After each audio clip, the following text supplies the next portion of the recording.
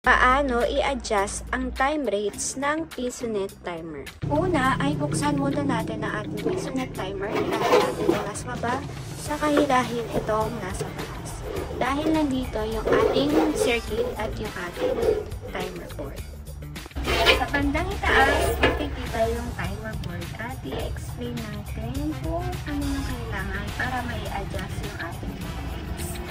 Ito po yung ating timer board. So, ang kailangan natin tingnan is yung slot na ito. So, ito ay para sa point slot. At yung mga switches dito na magiging multiplier natin. So, yung pinaka nasa left side, ito ay para sa point slot na piso at universal. At yung nandito naman sa pangalawa ay pang 5 piso. So, ibig sabihin, sa piso at universal, ang multiplier natin is 1. Dito naman sa 5 piso, ang multiplier natin is 5.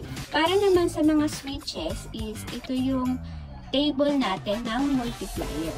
So, ibig sabihin kapag naka-off lahat yan from 1 to 8, ang multiplier natin ay 1. Then, ayon sa table, kapag tinurn on natin ang number 1, ang multiplier natin ay 2. If tinurn on naman natin ang switch 2, ang multiplier natin ay 3. Kapag sinwitch on naman natin ang 1 and 2, ang multiplier natin ay 4. So on and so forth. So, check nyo na lang kung ilang units ba yung kailangan nyo. Then, sa kanya po siya i-adjust.